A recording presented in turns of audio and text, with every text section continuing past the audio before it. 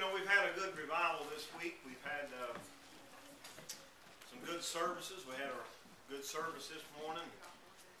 And finishing up today, being our homecoming, our topic will be, can we come home again? Amen. Can we come home again? And the answer to that is yes. We can come home again. God has made it possible that we can come home again. Our text will be taken out of Luke chapter 15. It's a message I know you've heard many times. I've preached it a few times myself. It's a message about the prodigal son. One that came home again. And if you look up the definition of the word prodigal, it means wasteful, or someone that goes out and just makes a mess. And I believe we've all made a mess of our life at one time or another. Yes, we have. Plenty of times. But the beautiful thing about it, a man can come home again.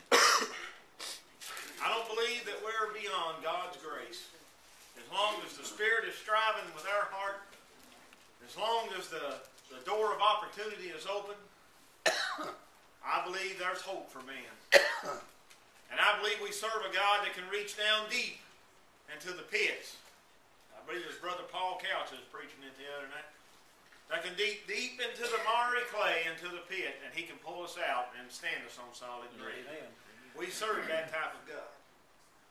But we're going to get into the prodigal son here, the wasteful son. And Luke chapter 15, verse 11, it says, a certain man had two sons. And the younger of them said to his father, Father, give me the portion of goods that falleth to me. And he divided unto him his living. And not many days after, the younger son gathered all together and took his journey into a far country, and there wasted his substance with riotous living. Now we see a couple of things here with this younger son. One, he was self-willed, he was selfish. He wanted what he wanted right then, right now, and I want my way. So so he went to his father, and he wanted, I want my inheritance now. I want what's coming to me right now. And I want to do what I want, and go where I want, and say what I want, and here's what I want to do. And we do that too. Especially when we're young.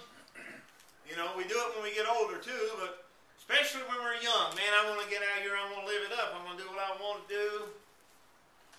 My Aunt Zola, she talked about her son, Randy. I don't know if anybody knows Randy, but she said, all he talked about when he graduated high school, brother, he was going down to Florida, and he was going to get him a big job, and he was going to do this and going to do that, which I reckon he did go down there for a while, but brother, he didn't stay long, because he's come right back home to his mommy. You know what I'm saying? Because it wasn't like he thought it was when he went down there. And so he had problems. But he came back and, he eventually got himself lined out and eventually came to the Lord and got saved. And I want to thank God for that. Amen. But, he had that idea. I'm just going to go here and do this and do that. And, I think he rode even to Sturgis one time. That big motorcycle ride. He went way out there once, I think. And, he just wanted to do what he wanted to do. But as time goes by, he still needed his mommy when it come right down to it. He didn't know it all, just like we don't. So this young man, I'm just going to get my things together. I'm going to take my journey. I'm going to go into a far country, and I'm just going to live it up, man. I'm just going to do what I want to do. And a lot of people has that attitude. I've had that attitude myself. But let me tell you something. Once again, if you've been here this week, God created you to have fellowship with Him. Amen. God did not create you to just do and live as you please. Amen. And it's like our lesson this morning says that we are accountable to God. Amen. That we're going to give an account of our life to God. One appointment that you will definitely keep is your meeting with the Almighty. You know, we've talked like we make doctor's appointments, or we might get a hair appointment or whatever, and we might break that, you know. But your appointment with God, you're going to keep. You're going to keep that one day. You're not going to get out of it. And everybody's got to give an account of this precious life that we've been given. We've got to give an account of it to God. God created you. God formed you. God made standards. God made laws. And then God requires something back out of you in return. Amen. Yes. Okay?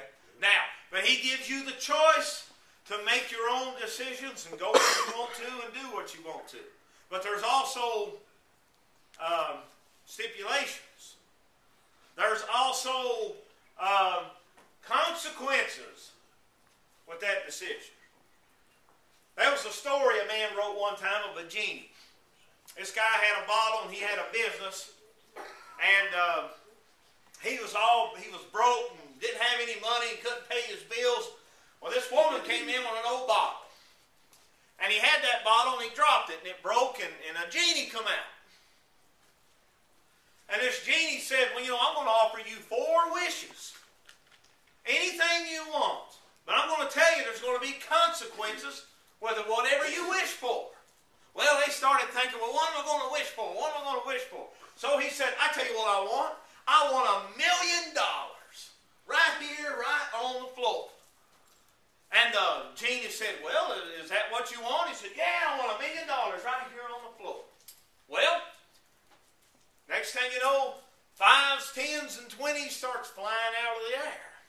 And there's $1 million on the floor. Well, this guy, he starts giving some out to his neighbors, and he's got a big pile of money. Well, here comes the IRS in there. And they want to know where this $1 million come from.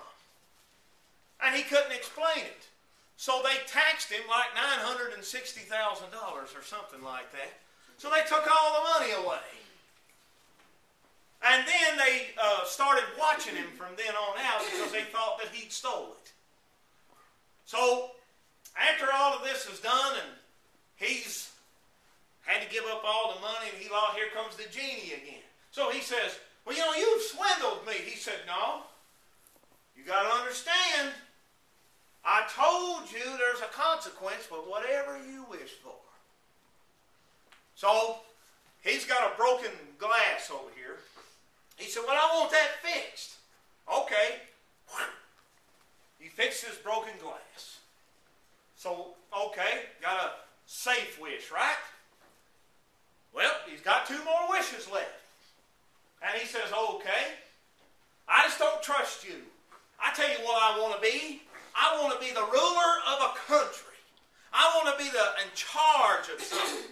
And I want to be the ruler of a foreign country that can't get voted out of office. And it's got to be a, up-to-date country. And that's what I want, and that's what will make me happy. He said, are you sure that's what you want? That's what I want. I want to be the ruler of a foreign country. I want to be, can't be voted out of office. And I want it to be an up-to-date year. He made him Hitler. The genie made him Hitler. And then he's crying in a bunker, and then here comes the guy in with the poison, jar that says, that'll end it all. And then he wishes, I want to go all the way back to where I started. So he uses the last wish to go back where he started from. And then him and his wife is talking, she goes, well, you have to look at it this way. We did come out ahead because the glass over here is fixed. Well, he starts sweeping, and you know what he does?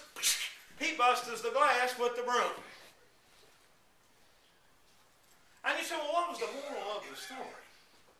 The moral was he was trying to wish for all these things and this, but then he finally realized what he had was a loving wife. And he said, we can fix up what we've got, and life ain't that bad. And we need to be thankful for each other and all these types of things. And he realized that just making these crazy wishes wasn't going to make true. And that goes back to our story here tonight.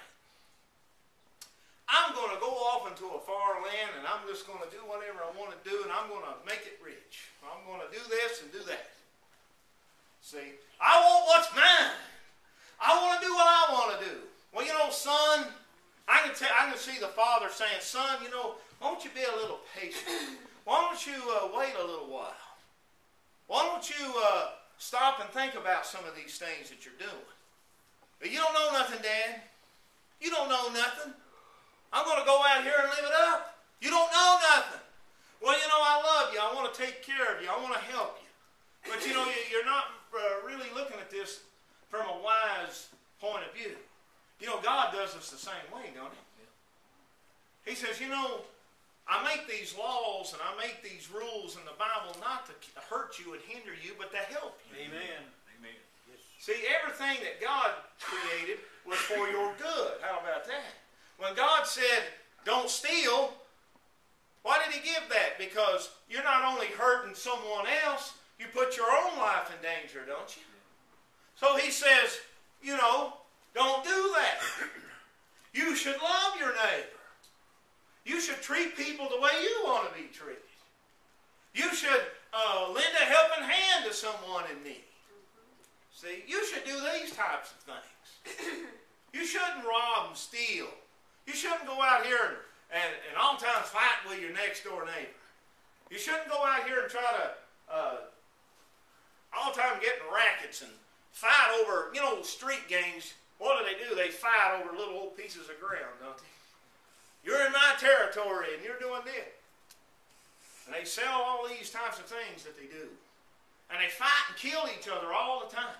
If they've got the wrong colors on in our, you know, community, if they do this, they do that, they'll kill each other all the time. Fighting and scratching for what? Nothing. And then see, God says, you need to do things my way. You need to do things my way. You know, there's enough in this world for everybody. Amen. There's enough created in this world for everybody. But you know why you have hunger? You know why you have problems? Because you have greed, you have sin, you have men who want it all and want others to have nothing. You have governments who don't care about their workers, who don't care about their people. It's sin. That's the problem. It's not God's fault. Nope. It's man's fault. It's sin. The biggest problem in your life is you. The biggest problem in my life is myself. I'm the worst enemy I have. You're the worst enemy that you have. You do more to you than anyone else. How about that? You do more to yourself.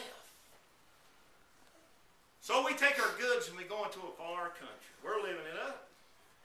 And it says, and when he had spent all, there arose a mighty famine in the land, and he began to be in want. Uh-oh. Let me tell you something. I don't care who you are. There's going to be a famine rise up in your life sooner or later. It's going to rise up. There's going to be some trouble sooner or later. It's going to come. And this guy took his inheritance. He took what he had. He went out and he wasted it and he blew it away and he threw it away. And then here came trouble. And he began to be in want. He was hungry. All of his party buddies wasn't nowhere around him, was he? All these so-called friends, where are they? You get thrown in the slammer, where's all these so-called friends of yours?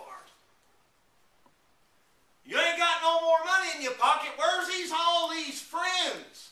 Where's all these people that say they care about you? Where's all these people at? That's leading you down the wrong road. That's telling you these things. That's leading you into these things. You know. Where's the drug dealer if you get put in jail? Where's he at? Is he bailing you out? I doubt it. He just hopes you don't tell on him. You see what I'm saying? This guy began to be and want.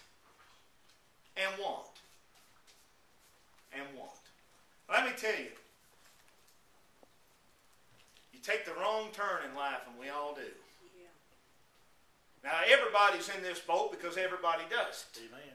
Nobody has the right to look over at the guy across from him in the next pew because you're just as guilty as that person is. Amen. So let's think about, you're the only one in this church tonight. It's you and God. It ain't nobody else. See? It ain't nobody else. Because He knows your heart, no one else does. And we all took the wrong turn. We've all took our substance and went the wrong way. And we've all come upon a famine, and we've all come up into want. We all are in need, and we're all in want. And we've all missed the mark,